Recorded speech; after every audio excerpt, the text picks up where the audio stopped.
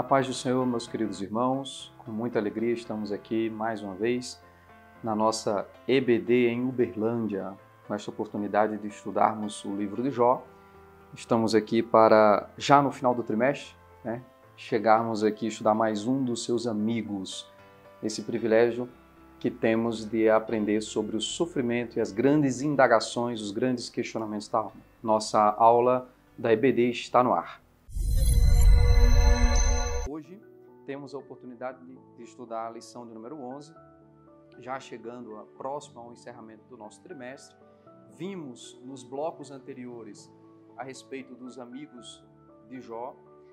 Vimos ali Elifaz, Bildade, Zofar, cada um com a sua teologia, cada um com a sua forma de pensar, cada um com a sua maneira, da sua forma, da sua maneira, tentou ajudar, entre aspas, Jó, de algum modo, no seu pensamento humano, no seu pensamento racional, colocaram o seu ponto de vista a respeito do sofrimento de Jó e tentando ali, de algum modo, orientá-lo, trazendo a ele ali dentro de uma doutrina, dentro de uma visão, essa visão que nós estudamos ao longo das lições anteriores, uma visão retributiva, uma visão que vai ligar à retribuição humana, né?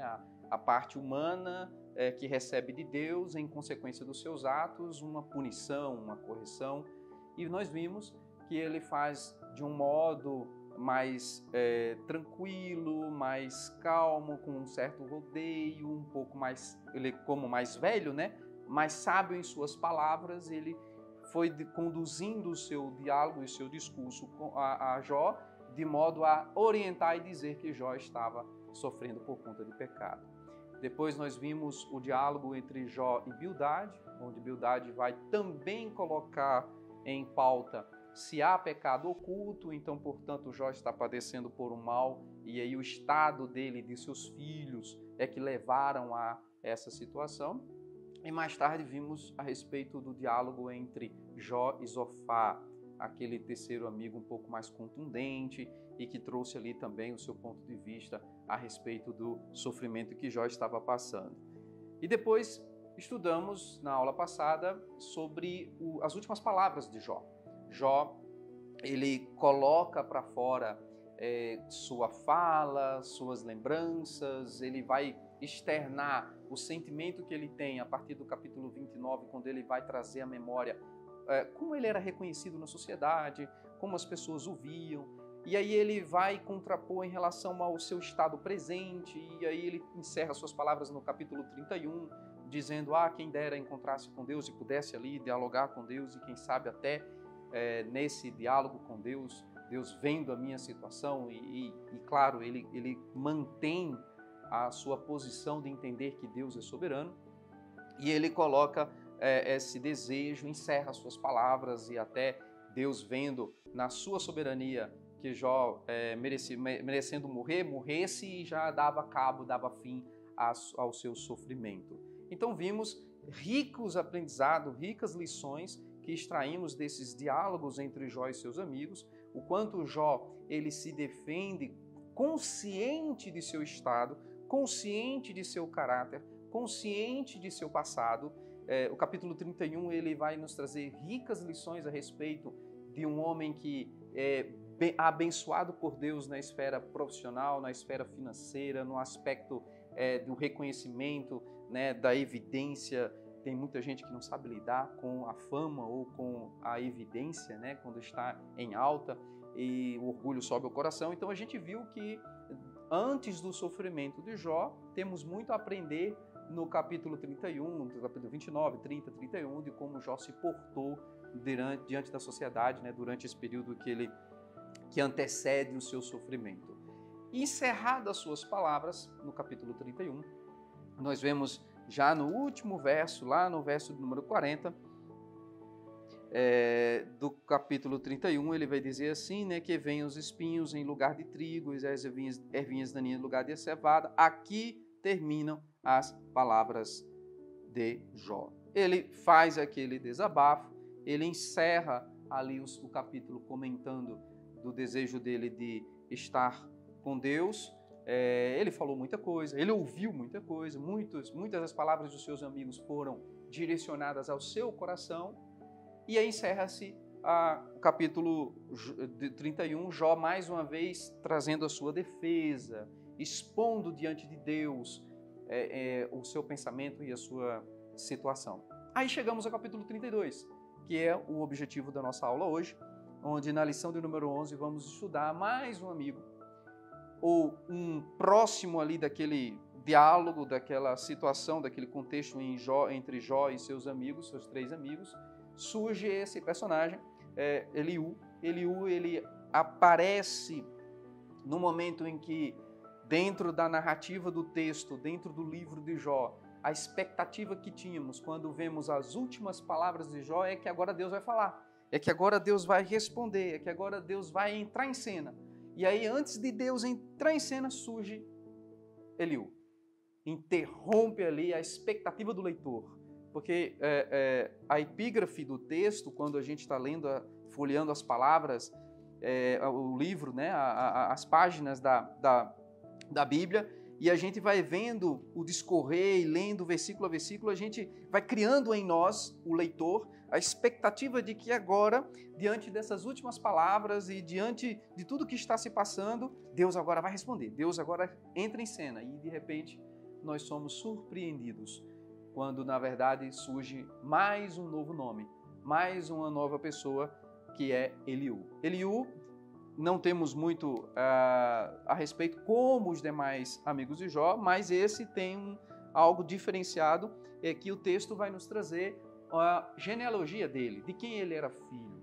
Eliú, que é dentre os amigos o mais jovem, dentre aqueles que estavam ali, mantendo a tradição da época, de que quem falava era o mais velho para o mais moço, e ele deixa claro isso em suas palavras, que eu sou jovem, vocês têm idade, e, portanto, ele esperou os demais falarem até ter a oportunidade dele falar. E esse jovem, Eliú, ele traz aqui o texto que ele era filho de Baraquel, de Buz, em outra tradução vai falar Obuzita, né? E aí ele vai trazer dentro da família de Rão, e aí ele repete de novo essa genealogia, filho de Baraquel, de Buz, no versículo 6, ele repete isso. Então, Eliú, que no hebraico tem o significado de que ele é meu Deus, ou meu Deus é ele, e traz aqui, já é um nome hebraico, né? Já trazendo ali uma distinção entre os seus amigos, e ele vem com uma roupagem um pouco diferente, trazendo essências dos demais discursos, trazendo na essência uma repetição das defesas já colocadas pelos amigos anteriores, mas agora com uma roupagem um pouco diferente. Uma roupagem de um ser, de uma pessoa mais jovem, uma roupagem de uma pessoa mais eufórica, de uma pessoa, por que não dizer, mais irada.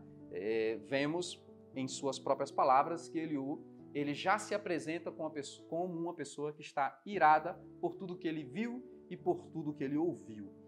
E a gente já aprende aqui com essa personagem, o texto, né, dentro do comentarista do pastor José Gonçalves, que nós estamos estudando nesse trimestre, ele vai trazer a respeito do sofrimento como uma correção divina, ou como uma ação pedagógica. Deus usando o sofrimento, a tribulação, a prova, como algo pedagógico para a nossa vida, aquilo que nos educa, aquilo que nos ensina, aquilo que nos molda.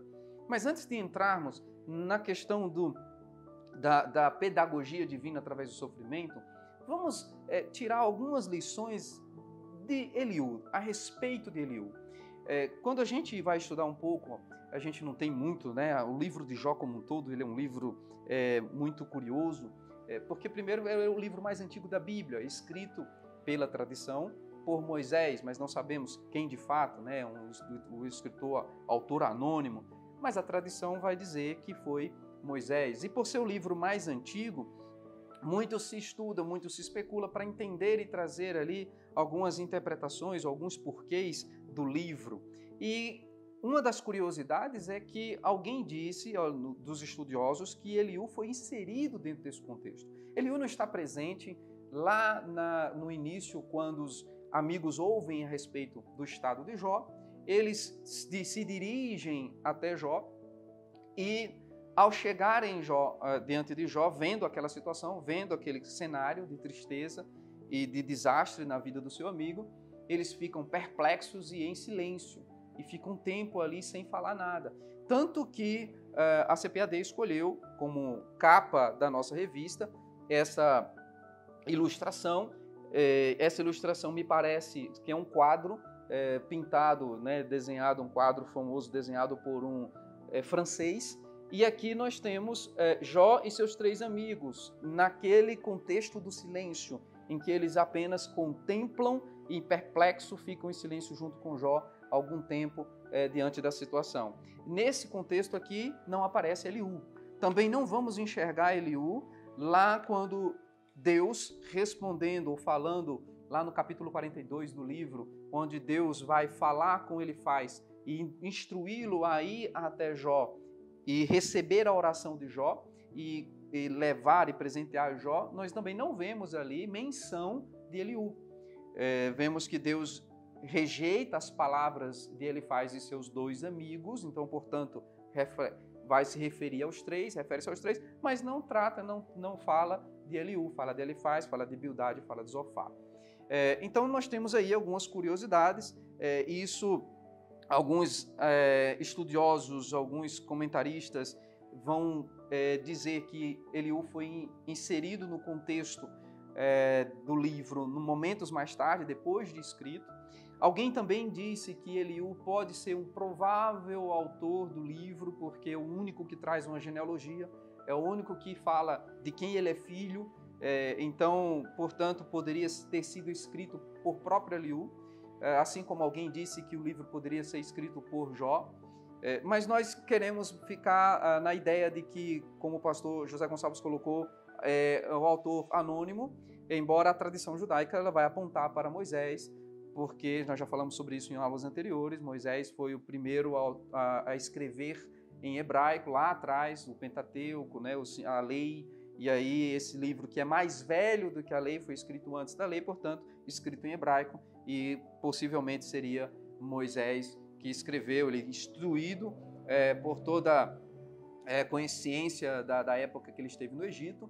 Então ele teve ali todo um aprendizado, toda uma instrução, e ele sabia, portanto, escrever e usou os recursos aí da poesia e da prosa para escrever o livro de Jó. Então, quando chegamos no capítulo 32 até o capítulo número 37, esses 6 capítulos vão apresentar-nos os discursos, né, dividido ali em 4 grandes discursos de Eliú, o seu ponto de vista, a sua defesa, e ele fala bastante, né? Se nós considerarmos aqui 6 capítulos, do 32 ao 37, as palavras de Eliú é muita coisa. Ele falou mais do que os seus amigos anteriores, ele falou mais do que o próprio Deus, né, que vai apresentar a Jó a partir do capítulo 38. Então vemos Eliú como um texto bastante controverso, porque muita gente lê e enxerga Eliú como uma pessoa perversa, uma pessoa mal, de todos os amigos, aquele que trouxe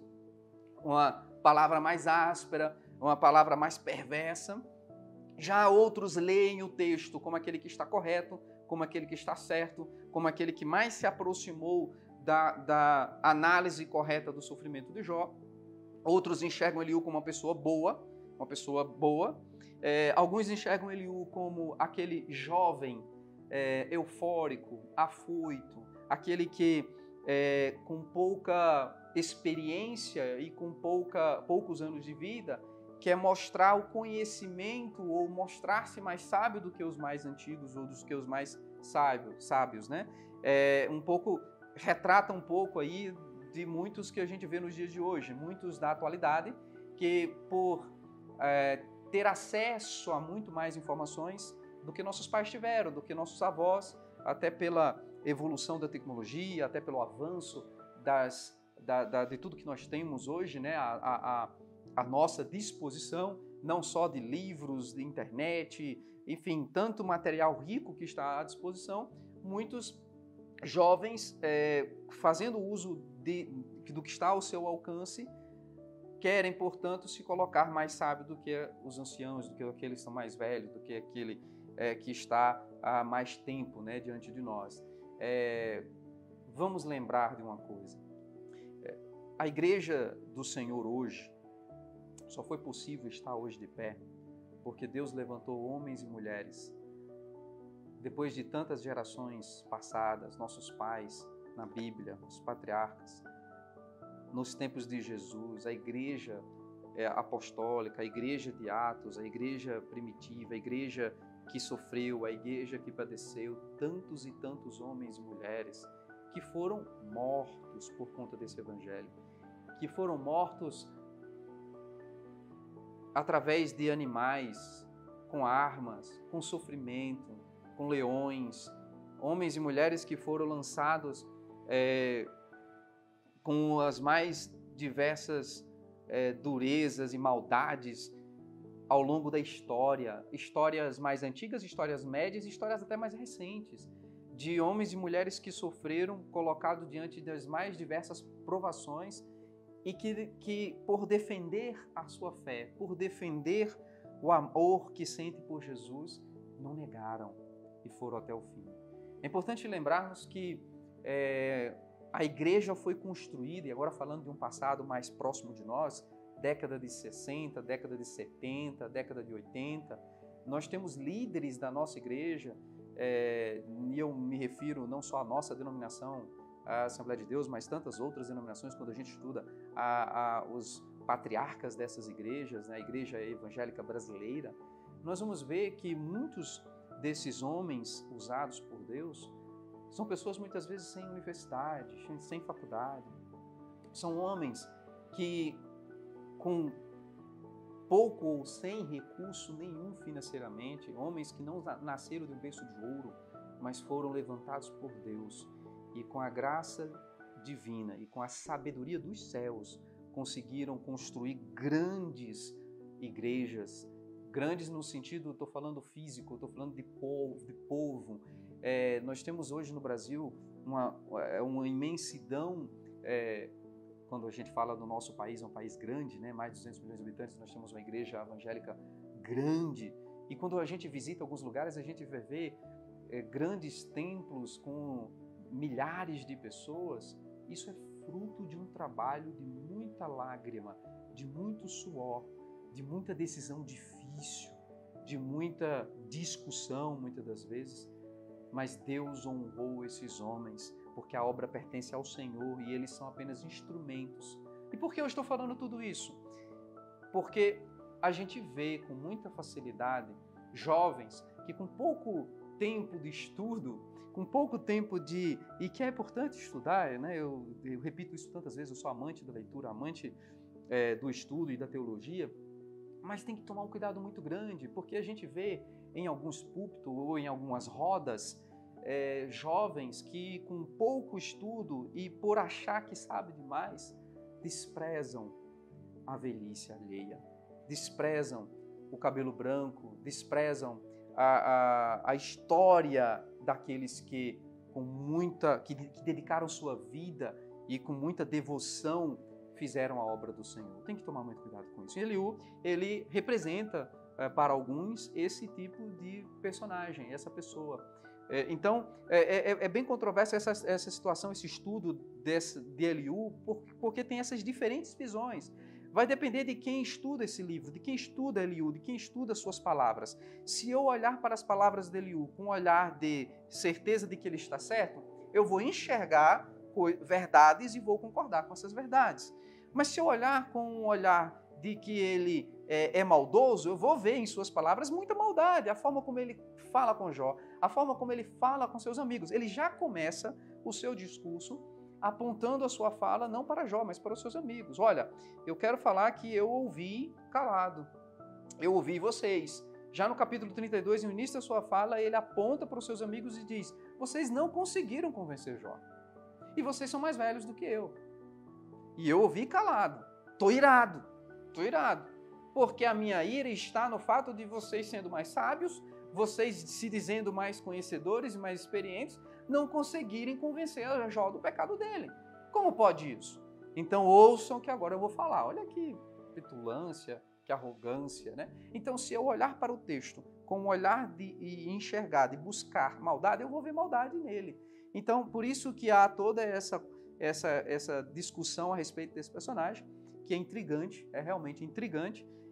Mas vamos então concentrar dentro do estudo da nossa lição e aprender aqui o que podemos tirar desse que é tão intrigante e que vem aqui falar com Jó e com seus amigos. Ainda no capítulo 32, quando ele coloca para versículo 15, quando ele começa a falar com seus amigos e os seus amigos não contrapõem, porque o texto nos dá a entender que ele fica calado, ele ouviu, ele escutou, ele percebeu tudo o que estava falando e ele diz assim, dei-lhes total atenção, versículo 12, mas nenhum de vocês demonstrou que Jó está errado, nenhum de vocês respondeu os seus argumentos.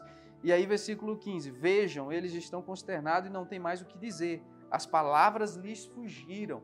Olha que forma de falar dos mais velhos, né? Ele apresenta o respeito de esperar a sua vez, mas desrespeita quando abre a boca. Então adianta eu respeitar com uma atitude e desrespeitar com outra atitude? Não adianta. Então ele vai trazer, versículo 16, devo aguardar agora que estão calados e sem resposta?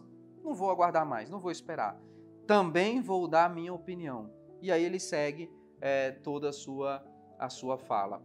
E no início do capítulo 33, ele vai apontar agora para Jó. Ele conversa então no capítulo 32 com os seus amigos, ele apresenta a sua fala para os mais velhos, dizendo, vocês falaram, vocês não conseguiram, agora eu vou falar, agora é a minha vez. E aí ele vira para Jó e aí começa a colocar diante de Jó, Jó, escute minhas palavras, preste atenção a tudo o que eu vou dizer.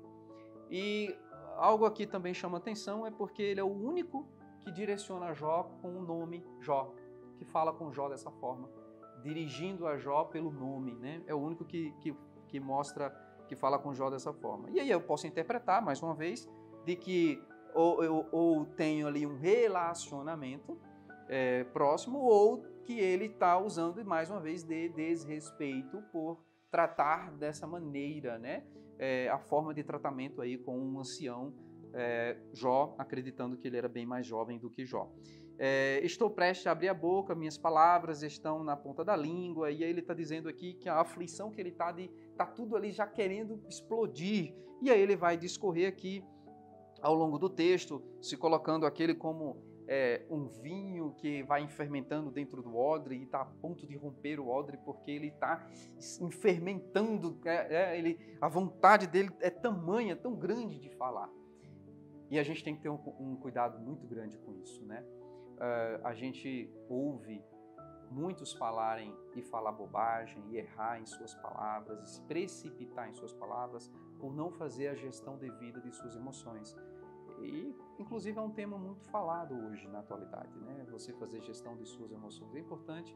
A sabedoria que vem de Deus, ela nos orienta, ela nos constrange a ficar calado no momento certo, a falar, ouvir mais e falar menos, a falar menos e até não falar nada quando for necessário, porque Deus nos orienta. E essa sabedoria que vem dos céus, eu entendo que ela se dá e ela cresce com relacionamento. Já falamos isso em aulas anteriores, que a verdadeira sabedoria ela está no relacionamento, o temor ao Senhor, e esse temor vinculado ao relacionamento com Deus. Assim como nossos pais na fé, assim como os patriarcas da antiguidade e da nossa igreja atual, eles tiveram um relacionamento com Deus. E o poder que se manifestou na vida deles veio do relacionamento deles com Deus. Não foi tanto do conhecimento, não foi tanto da teologia, não foi tanto do canudo, do certificado, não, mas veio a manifestação do poder de Deus e a ação divina na vida deles, veio, na verdade, do relacionamento deles para com Deus, e Deus os usou de maneira poderosa na história da igreja. Então nós temos aqui, no capítulo 33, vai discorrer quando, seguindo a mesma ideia dos seus amigos anteriores,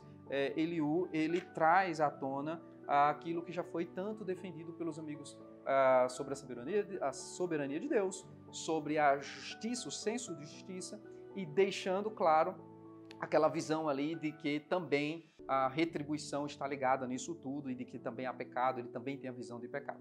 Embora ele traga uma roupagem diferente, mostrando que o sofrimento também é um meio de Deus falar com o homem, ou de Deus mostrar algo para o homem. E a gente vê isso claramente já no capítulo 34, no versículo de número 11, quando ele vai mostrar que ele também defende a ideia da retribuição.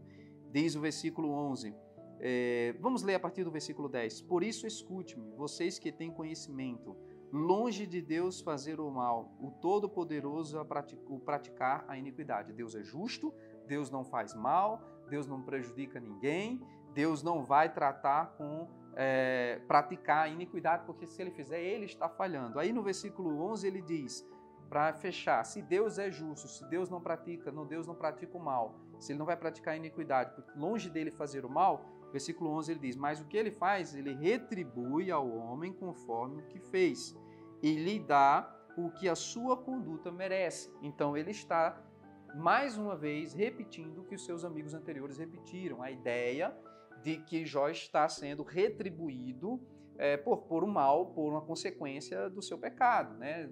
A gente já falou tanto sobre isso ao longo desse trimestre. Agora, se aplica à vida de Jó, nós como leitores, sabendo do texto, lendo os capítulos iniciais do livro, nós sabemos que aqui há uma defesa do próprio Deus no embate com Satanás. Deus permite isso tudo, e não é o próprio Deus que causa o mal à vida de Jó, mas Deus permite. Quem causa o mal é Satanás, é ele que, com a permissão divina, traz o mal sobre a vida de Jó. E aí Jó está por questionar por que disso tudo, questiona a situação em que ele vive. E ele, consciente de seu estado, consciente, uma consciência pura e limpa, ele se defende da acusação dos seus amigos. E mais uma vez, ele está aqui diante de um jovem que está falando muito e muito e muito, e ele está calado ouvindo. Imagina a situação de Jó em presenciar isso, né? Que situação. E aí nós temos aqui, dentro dessa repetição, dessa essência do discurso dos seus amigos, Eliú, ele mantém essa essência da retribuição. Agora um pouco diferente, porque ele vai dizer já no capítulo 33, dizendo, Jó, você diz que Deus não te ouve, você diz que Deus não fala contigo, como pode você expor diante do Senhor? E ele vai mostrar isso, né? Versículo 8, mas você disse ao meu alcance, eu ouvi bem suas palavras, Jó, estou limpo e sem pecado, estou puro e sem culpa. Mostra aqui que Eliú estava presente no discurso, no embate entre Jó e os seus amigos Elifaz, Bildade e Zofar, e Eliú está ali ouvindo aquela situação toda, né? E ele vai dizer, contudo Deus procurou motivo para a inimizade, ele considera seu inimigo. E aí ele diz, versículo 12, mas eu lhe digo que não está certo. Deus é maior do que o homem. Você se queixa. E aí ele começa a mostrar a Jó que Jó está errado nessa fala, nesse posicionamento. E de certo modo ele está entendendo que Jó estava murmurando, e nessa murmuração de Jó ele não concorda, e ele vai agora tentar mostrar a Jó o erro dele. Bora, os seus amigos já tinham tentado mostrar isso. O que a gente percebe aqui também, uma outra característica do jovem, é que o jovem, embora ele com muita petulância, muita arrogância, ouçam vocês que agora eu vou falar e comigo está o conhecimento, a perfeição do conhecimento. Então, quando ele coloca dessa forma, é importante entender que ele foi o quarto a falar. E quando o quarto fala, se ele não tivesse presente diante do discurso, tudo bem, ele chegou mais tarde, ele não presenciou nada, ele trouxe uma sabedoria, ele trouxe o conhecimento que está querendo colocar. Mas é diferente aqui, porque aqui ele está vendo. É aquela situação em que o primeiro não tem muita informação. O segundo já tem um pouco da informação do primeiro, porque viu as respostas de Jó, a fala de Elifaz. Então, ele já presenciou ali. Aí veio o terceiro, que já viu, e o próprio Zofá também diz que também estava irado, ele também estava consternado com a situação de ver a forma como o Jó estava respondendo aos seus amigos. A gente vai ver isso nas palavras de Zofá também. Então, nós temos um discurso ele faz a resposta de Jó, depois Bildade, a resposta de Jó, depois Zofá, a resposta de Jó. Aí volta outro ciclo. Ele fala novamente o seu segundo discurso, Jó contrapõe. Depois vem Bildade novamente, Jó contrapõe. Então, quando a gente olha para isso, veja que tem uma pessoa ali enxergando, e ao enxergar, ao presenciar, ele está se alimentando. Ele está se alimentando da forma como o Jó pensa, da forma como o Jó se defende, ele está se usando das doutrinas ou defesas dos demais amigos. Então, entenda que esse jovem Eliú, ele está nada mais trazendo à tona, ele foi o mais agraciado no sentido aqui de riqueza de informação, ele se enche de informação ao presenciar todo o contexto do diálogo dos amigos. E aí ele usa isso, só que com arrogância.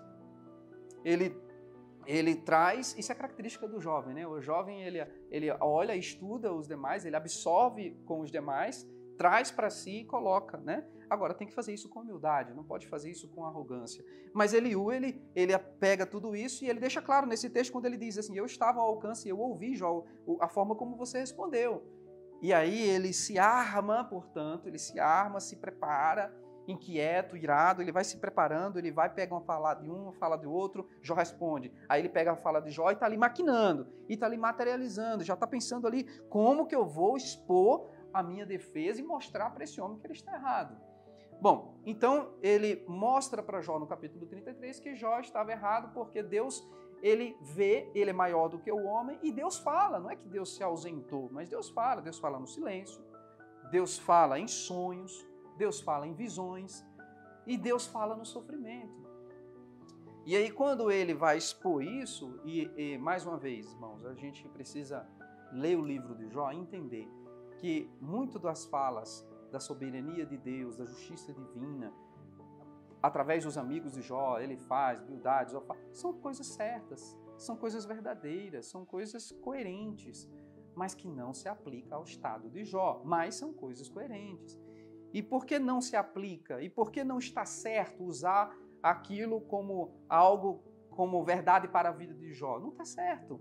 Não se cabe ali. E aí vemos o próprio Deus testificando disso, capítulo 42, verso 7, vai dizer que Deus diz que não aceitou. Jó falou coisas certas a respeito de mim. Vocês não falaram o que era correto a respeito de mim. Olha, então precisamos entender que nem toda verdade dita é a verdade correta a respeito de Deus.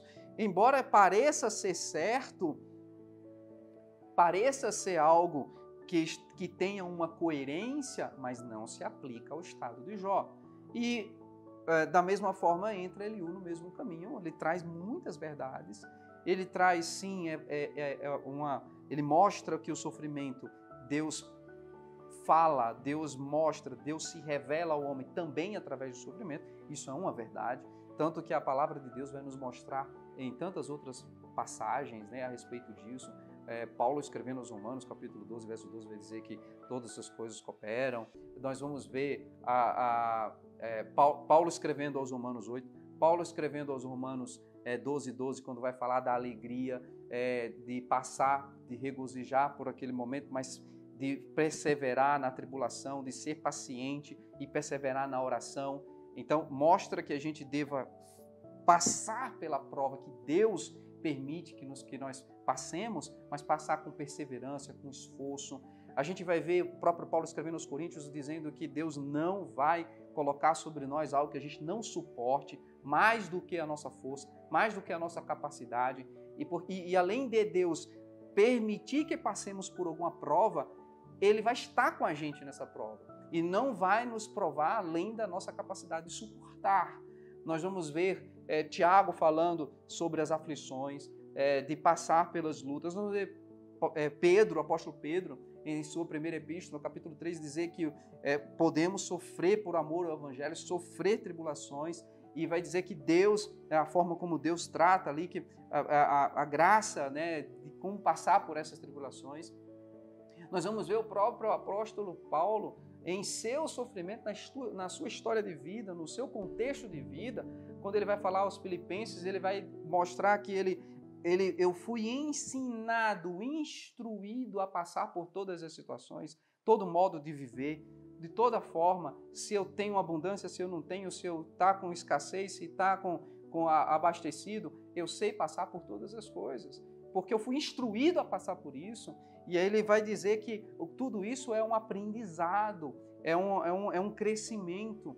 Então nós vemos toda uma riqueza na Bíblia, Deus orientando, Deus mostrando, Deus falando através dessa palavra e mostrando que o homem, sim, pode passar por lutas.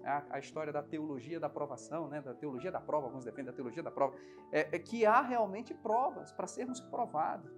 E nessa ideia de sermos provados, Deus ele pode usar a aprovação para nos moldar, para nos ensinar. E aí a comparação lá do crisol, né? Do fogo refinando o ouro, tirando toda a impureza do ouro, o cadinho, onde ali eu coloco o ouro, o fogo vem, então toda aquela, tirar a impureza, esse processo não é fácil. Tem uma dificuldade gigantesca. Quem passa por isso sabe o quanto isso é difícil passar. E quando Deus permite, Ele te dá a força e a condição necessária para passar.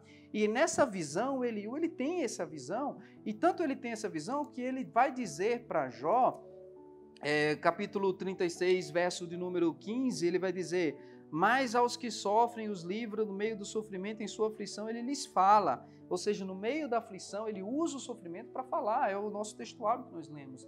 E ele vai usar essa aflição, esse sofrimento, para nos moldar. Agora, esse homem, ele vai dizer para Jó, de uma maneira muito perversa, ele vai dizer que Jó sofra tudo que tem que sofrer.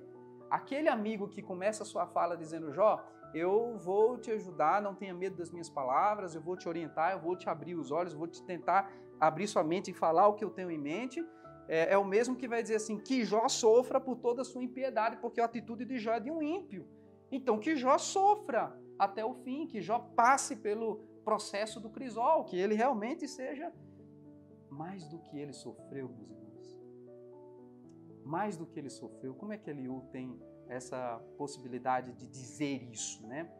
Olha, passando aqui, quando a gente olha para todo o contexto de perder filhos, de perder casa, de perder estrutura, de perder o negócio, de perder as riquezas e toda a parte externa, depois ele é tocado na sua saúde, perder agora a questão física, e aí ele lembra, Jó, lembra do reconhecimento, de perdeu a questão da sua pessoa, a alma dele está ferida, e ele perdeu o reconhecimento da sociedade, os jovens, as crianças cuspindo em seu rosto, a humilhação de tudo isso. Então veja que ele foi ferido em todos os aspectos, e ainda assim, ele o abre a boca para dizer que Jó venha padecer, que Jó venha sofrer por todo o mal que ele está agindo como um ímpio. Olha, é muito cruel, não é? É muito cruel. Mas Eliú, dentro desse contexto que nós estamos estudando, o ponto central da nossa revista vai dizer que o sofrimento ele deve ser visto como algo pedagógico, é a defesa de Eliú, e Jó, ele, portanto, se ouve dentro dele, como Charles Spurgeon disse, que se ouve dentro do coração de Jó, ou que Deus, olhando em sua presciência, que poderia surgir uma faísca, uma fagulha de soberba, de orgulho, Deus usa essa circunstância para não só mostrar para Satanás de que não há barganha na sua adoração, mas para também destruir qualquer indício de uma faísca de orgulho e de soberba do coração de Jó. Então, sim, concordamos que o sofrimento traz uma pedagogia divina, o sofrimento nos ensina, temos ciência e concordamos com isso. E aí quando olhamos para o capítulo 34, onde na defesa, capítulo 33, Eliú vai mostrar que Deus fala, Deus mostra, Deus está presente, Deus ele conversa, embora transcendente ele comunica com o homem em sonho, em visões. Ele vai dizer no capítulo 36 que ele também no sofrimento. Capítulo 34, ele defende a justiça divina, que Deus é justo, que Deus é... E aí ele vai mostrar que tudo que está acontecendo é por conta de um Deus justo e soberano. mas mais uma vez aqui nós vemos que Eliú, seguindo a ideia dos seus amigos, eles não tratam o Deus com misericórdia e amor. Eles jogam a justiça, mas esquecem que há o amor.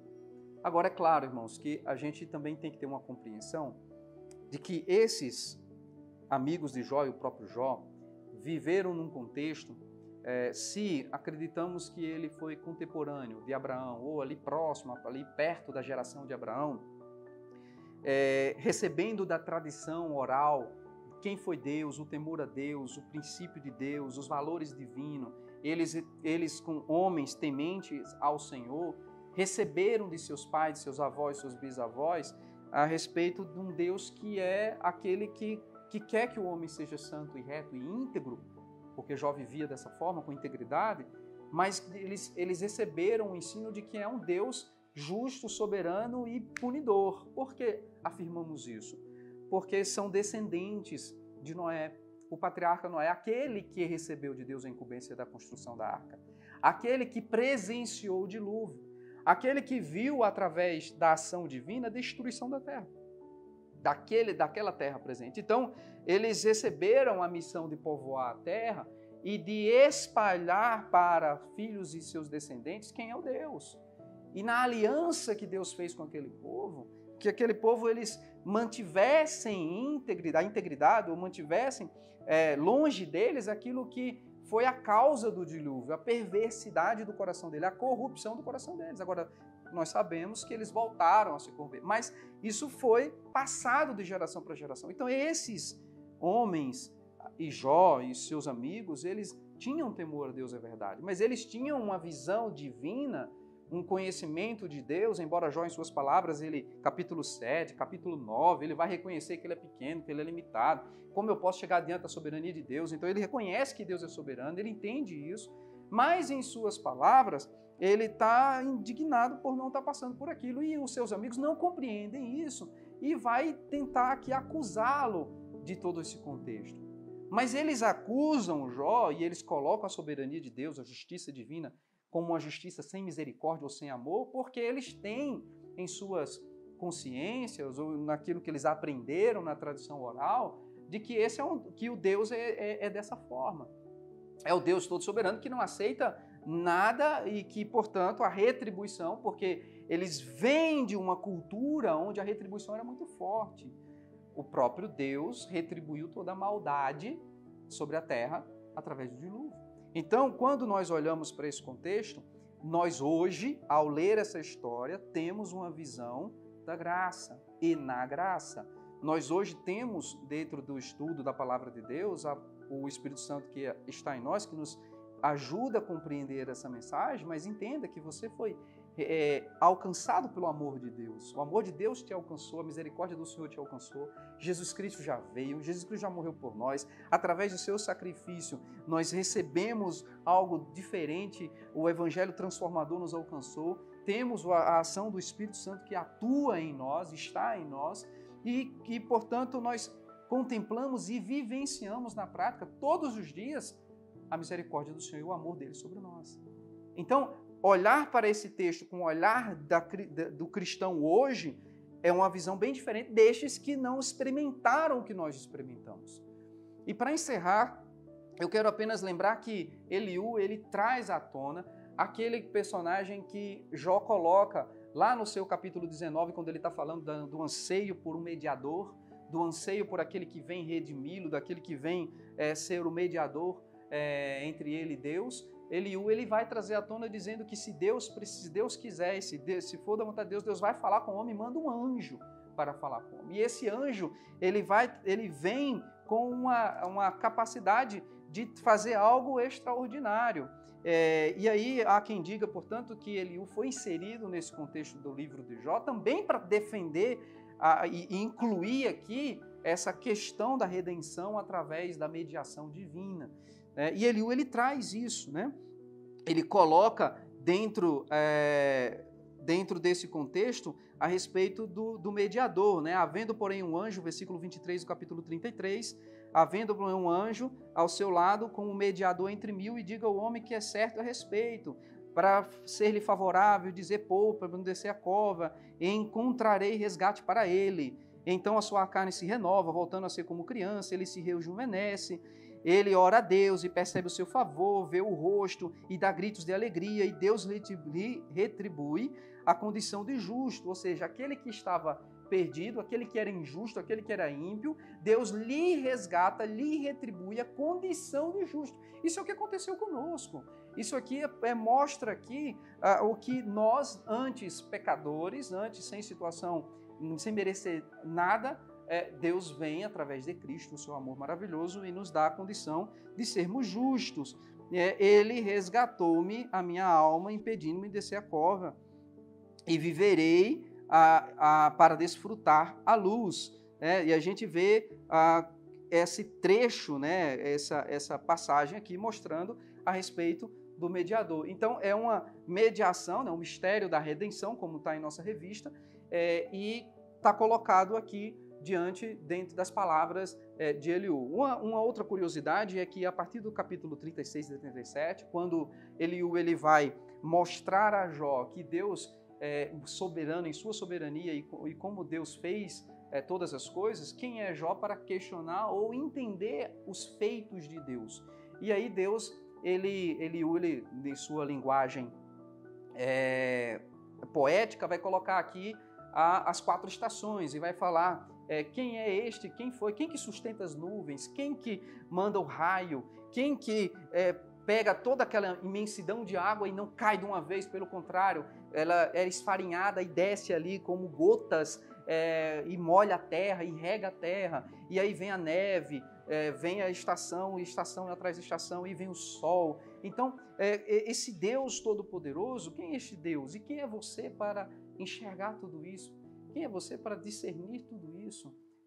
Nos mostra aqui a nossa limitação, o quanto nós somos pequeninos, né, diante desse Deus tão poderoso. E o quanto a nossa compreensão, o texto vai falar também, o quanto a nossa compreensão é pequena e limitada para compreender esse Deus. Agora, uma curiosidade é que a partir do capítulo 36 e 37, também muitos acreditam que ela é uma introdução, uma preparação para Deus chegar.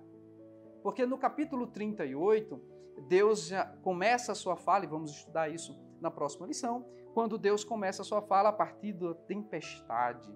E aí Deus vai fazer todas aquelas perguntas a Jó, e aí é tema da nossa próxima aula. Então, Eliú é um personagem jovem, que tem aí toda uma controvérsia no estudo a respeito dele, mas o seu ensino, a sua teologia a respeito do sofrimento como uma pedagogia divina, o sofrimento como uma forma também de Deus falar ao homem, um sofrimento como uma forma de Deus também se revelar ao homem, é o que nós aprendemos hoje, que os irmãos em Cristo Jesus possam ser edificados através da sua palavra, que o livro de Jó, que nós estamos estudando ao longo do trimestre, possa ficar guardado, gravado em seu coração, e que deste livro, destas mensagens, dessas passagens, a gente possa crescer e aprender cada dia mais. E não apenas ao ouvir esses estudos na escola dominical e na leitura, mas que a gente possa colocar em prática e entender que no meio do sofrimento, Deus está ao nosso lado. E que o sofrimento pode sim ser uma forma de Deus nos educar e nos capacitar. Homens que receberam de Deus o privilégio de trabalhar na obra do Senhor, porque é um privilégio, foram homens que também receberam a grande missão de suportar o sofrimento. Mas nós temos a certeza que o nosso trabalho não é vão e que tudo que passamos aqui, todo o sofrimento, nós teremos uma coroa de glória, uma recompensa nos céus, diante de tudo aquilo que nós fazemos quando estamos debaixo da vontade de Deus. Eliú, um jovem que também nos ensina que devemos cuidar do nosso falar, saber o jeito de falar, né, de agir, embora em suas palavras muitas verdades, ele trouxe muitas verdades, mas que a gente aprenda com esse jovem como portar diante das circunstâncias, diante da conclusão da vida alheia. Que a gente venha compreender e ter a visão que também Eliú teve a respeito da soberania de Deus e de entender que esse Deus Todo-Poderoso, Ele está ao nosso lado e que nós, na nossa limitação e na nossa pequenez, não temos condição de compreender Deus e, portanto, de não compreender os seus feitos, porque Deus tem uns planos muito maiores do que nós. Os pensamentos do Senhor são maiores e mais altos do que os nossos pensamentos. Creia que o que Deus está fazendo na sua vida é para te preparar para algo muito maior e muito melhor.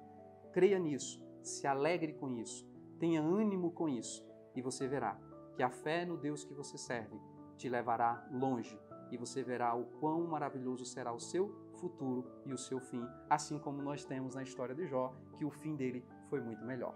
Deus abençoe a você, meu irmão, minha irmã. Não esqueça, compartilhe esse vídeo, curta, comente e participe conosco em nossas redes sociais.